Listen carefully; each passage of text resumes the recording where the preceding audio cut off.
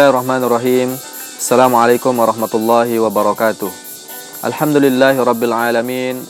Wassalatu wassalamu ala ashrafil mursalin Sayyidina Muhammadin abil qasimil amin wa ala alihi wa sahbihi ajma'in, amma ba'du. Rabbi shrah li sadri wa yassir li amri wahlul 'uqdatan min lisani yafqahu qawli, amma ba'du. Alhamdulillah wa syukrulillah. Bersyukur pada Allah Subhanahu wa taala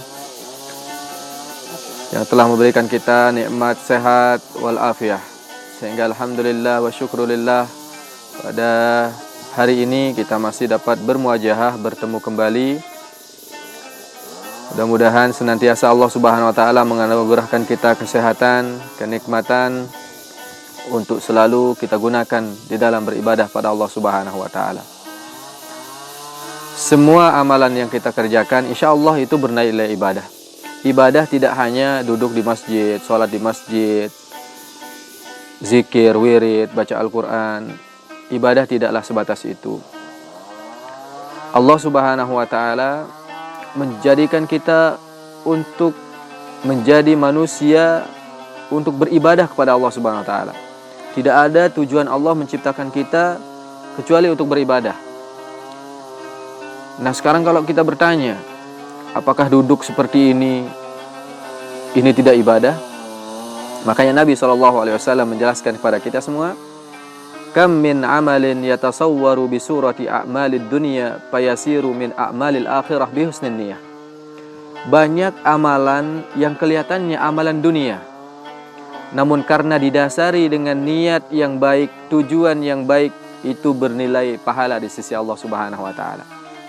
Oleh karena itu, mudah-mudahan apapun yang kita lakukan, kegiatan kita, mudah-mudahan itu semuanya berdasarkan Allah Subhanahu wa taala, niat yang baik, supaya menjadi manifestasi syukur kita kepada Allah Subhanahu wa taala. Salawat dan salam tak lupa kita haturkan kepada Nabi Muhammad SAW. Nabi yang apabila kita membaca salawat kepadanya, Allah Subhanahu wa taala yang langsung akan membalas salawat kita. Karena Nabi Muhammad SAW adalah laulaka ma khalaqtul aflaq, dalam hadis qudsi. Kalau bukan karena engkau hai Muhammad, kalau bukan karena engkau hai Muhammad, aku tak akan menciptakan dunia, langit beserta isinya ini. Allahumma salli ala Sayyidina Muhammad wa ala ali Sayyidina Muhammad. Saudaraku kabar sebelum TV yang berbahagia, pada kesempatan yang berbahagia ini kita mencoba untuk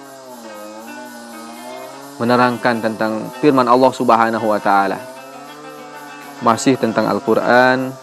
Allah Subhanahu wa taala berfirman di dalam Al-Qur'an, "Syahrul Ramadhan allazi unzila fihi al-Qur'an hudan lin-nas wa bayyinatin minal huda wal furqan." Allah Subhanahu wa taala menurunkan Al-Qur'an di bulan suci Ramadan, yang tujuannya adalah hudan lin-nas wa bayyinatin minal huda wal furqan, yang akan menjadi petunjuk bagi manusia ini. Al-Quran Allah Subhanahu wa taala jadikan menjadi petunjuk bagi semua umat manusia di atas dunia ini. Namun ada yang mengambil petunjuk itu dan ada pula yang tidak mengambilnya. Maka pada kesempatan yang berbahagia ini, Al-Quran diturunkan oleh Allah Subhanahu wa taala menjadi mukjizat. Menjadi mukjizat yang sangat mulia bagi baginda Nabi SAW. Maka satu kisah yang mudah-mudahan menjadi ibrah, menjadi contoh bagi kita semua. Bagaimana Al-Quran menjadi sebab Islamnya beberapa orang. Al-Quran menjadi awal titik bagaimana orang mendapatkan hidayah. Seperti yang terjadi kepada salah seorang sahabat Nabi SAW. Maka benarlah tujuan Allah Subhanahu wa taala menurunkan Al-Quran ini menjadi petunjuk bagi manusia. Salah satunya yang langsung beriman kepada Allah Subhanahu wa taala karena mendengarkan bacaan Quran adalah sahabat Nabi yang mulia sebelum dia masuk Islam, khalifah yang kedua, yaitu Sayyidina Umar bin Al-Khattab. Sayyidina Umar bin Al-Khattab awalnya adalah penentang Islam. Bahkan beliau ketika sudah masuk Islam, beliau kadang tertawa, kadang menangis.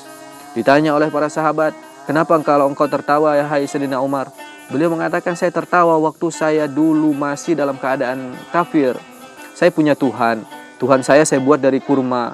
Saya gabung-gabungkan kurma, dibuat seperti patung. Kemudian kalau saya lapar, habis saya sembah Tuhan saya lapar, saya ambil tangannya, saya makan. Telinganya saya ambil, saya makan. Itu yang sekarang saya pikirkan, tertawa-tertawa sendiri saya, kata beliau. Namun satu ketika beliau pun menangis. Ditanya oleh sahabat, kenapa engkau menangis tanpa sebab tanpa ini? Saya ingat waktu saya kafir dulu, saya pernah diakali oleh istri saya.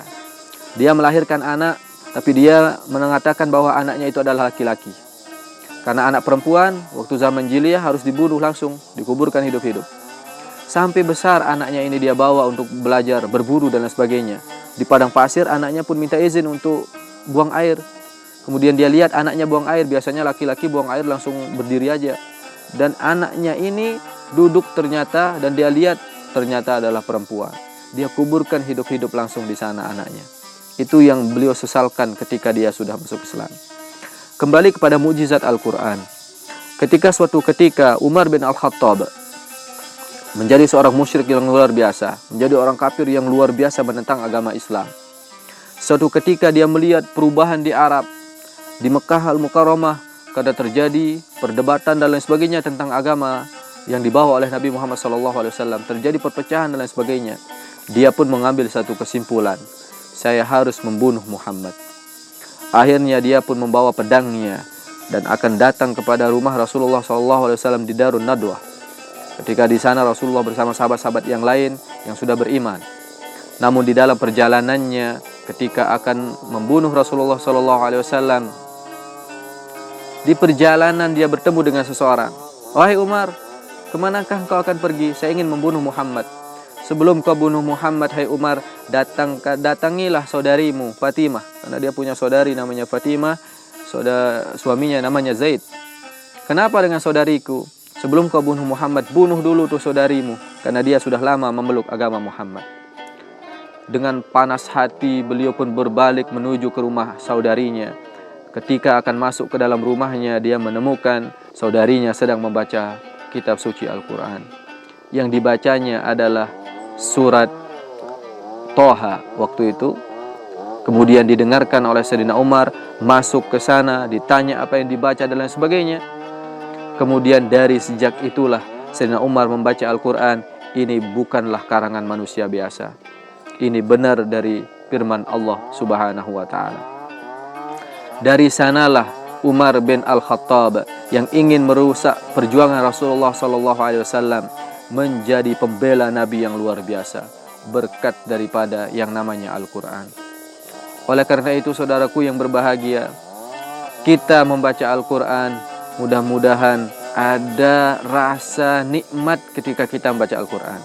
Maka bacaan Quran kita yang luar biasa itu adalah ketika kita membaca Al-Quran dan maknanya ada di dalam diri kita. Bukankah membaca Al-Quran adalah obat, kata ulama? Wadawa'u qalbin khamsatun fatilawatun litadabburil makna walil batnil khala. Sesungguhnya obat kita menjadi manusia ini adalah Al-Quran. Baca Al-Quran dengan mentadabburkan maknanya. Dengan mentadabburkan makna Al-Quran, insyaallah itu akan menjadi obat bagi kita. Wa nunazzilu minal Qur'an ma huwa syifa. Dan kami turunkan dari Al-Quran itu menjadi obat bagi kita. Oleh karena itu, obat kekafiran pun bisa diobati oleh Al-Quran. Dengan bacaan Al-Quran, Umar bin Al-Khattab menjadi pembela Islam yang luar biasa disebabkan karena Al-Quran. Maka bacalah Al-Quran, insyaallah dengan mukjizat yang ada di dalam Al-Quran, kita akan mendapatkan jawaban dari segala permasalahan, dari segala macam penyakit dan cobaan yang Allah Subhanahu wa Ta'ala berikan kepada kita semua. Al-Quran menjadi obat, namun banyak yang tak menggunakannya menjadi obat. Kenapa? Betapa banyak orang yang bisa membaca Al-Quran, namun tak pernah membaca Al-Quran. Orang-orang soleh membaca Al-Quran dengan mentadabburkannya. Kata ulama, ada yang khatam 1 kali dalam sebulan, ada yang khatam 1 kali dalam seminggu, ada yang khatam 1 kali dalam sehari. InsyaAllah, tabarakallah. Inilah keistimewaan orang-orang. Bagaimana mereka tidak menjadi orang-orang yang sehat, menjadi orang-orang yang baik hidupnya dan lain sebagainya, karena mereka selalu berada di sisi Al-Quran, menjadi ahlul Quran, menjadi orang-orang yang rajin membaca Al-Quran. Maka Sayyidina Umar menjadi contoh bagi kita semua. Kemudian yang kedua, ada cerita seseorang yang mendapatkan hidayah karena mendengarkan Al-Quran. Seorang ulama yang bergelar Al-Hafi, seorang ulama yang bergelar orang yang pakai sendal sebelah. Maka ceritanya adalah ketika orang ini aneh, penyakit yang dia rasakan adalah penyakit yang tidak bisa tidur malam, kecuali sebelum dia mengintip perempuan yang walaupun hanya sekedar dia lagi membaca Al-Quran ke orang, yang penting dia mengintip perempuan. Dia tidak akan merasa tenang malam harinya kalau belum mengintip orang perempuan. Akhirnya suatu malam ketika dia ingin melaksanakan aksinya, karena ketenangannya tidak ada, maka dia pun berangkat untuk menuju mencari wanita yang akan dia intip. Dan alhamdulillah, perempuan yang dia lagi intip itu adalah perempuan yang sedang membaca Al-Quran. Dan bacaan yang dia ingat waktu itu ketika dia melihat perempuan itu adalah ayat Al-Quran yang berbunyi, Alam ya'ninil ladzina amanu an tahsha'a qulubuhum li dzikrillah. Yang artinya, apakah belum waktunya bagi seorang yang mukmin beriman kepada Allah Subhanahu wa taala untuk membuat hatinya tenang dengan Al-Quran. Orang ini pun mentadabburkan maknanya. Masya Allah, tabarakallah, saya sebagai orang mukmin tidak bisa tidur sebelum saya ngintip wanita. Namun Al-Quran mengatakan ketenangan hati itu, apalagi bagi seorang muslim, ternyata adalah dengan membaca Al-Quran. Maka Masya Allah, dia pun berlari kembali ke rumahnya sambil merenungi, menangis makna ayat Al-Quran itu. Kemudian belajar agama, taubat pada Allah Subhanahu wa ta'ala, dan menjadi ulama. Insya Allah, tabarakallah. Kemudian yang terakhir, sebagai pedoman bagi kita, tidakkah di dalam Al-Quran Allah Subhanahu wa ta'ala mencontohkan kepada kita dalam surat Al-Jin, misalnya Allah Subhanahu wa ta'ala berfirman, Qul uhiya ilayya annahu istama'a nafarum minal jinni faqalu inna sami'na qur'anan ajaba. Masya Allah, tabarakallah, Al-Quran tidak hanya diturunkan bagi kita sebagai umat manusia, namun Al-Quran diturunkan kepada jin yang mereka yang tidak kita lihat. Maka dari antara jin ada yang beriman, qalu inna sami'na qur'anan ajaba. Kami, kata jin-jin ini, kami sami'na, kami mendengar Qur'anan ajaba, kitab suci Al-Quran yang sangat ajaib, yang sangat ada mukjizat dan lain sebagainya. Oleh karena itu, Masya Allah, tabarakallah, dekatkanlah diri kita kepada Al-Quran, karena turunnya Al-Quran untuk kita yang beriman. Dekatkanlah diri kita dengan Al-Quran, baca Al-Quran. Insya Allah, Al-Quran tidak hanya bermanfaat bagi kita di atas dunia ini, namun Al-Quran akan datang nanti di kubur kita. Iqra'ul Quran fa innahu ya'ti yaumal qiyamah syafi'an li ashabi. Bacalah Al-Quran karena dia akan datang nanti memberi syafaat kepada orang-orang yang rajin membacanya. Amin ya rabbal alamin. Mudah-mudahan kita semuanya tetap dalam keadaan sehat walafiat, tetap dalam hidayah Allah Subhanahu wa taala, manfaatkan waktu dengan sebaik-baiknya, terutama di bulan suci Ramadan ini, untuk selalu membaca Al-Quran di dalam setiap kesempatan. Mudah-mudahan ada manfaatnya bagi kita semua. Akhirul kalam, wallahul muwaffiq wal hadi ila sabilil rasyad. Assalamualaikum warahmatullahi wabarakatuh.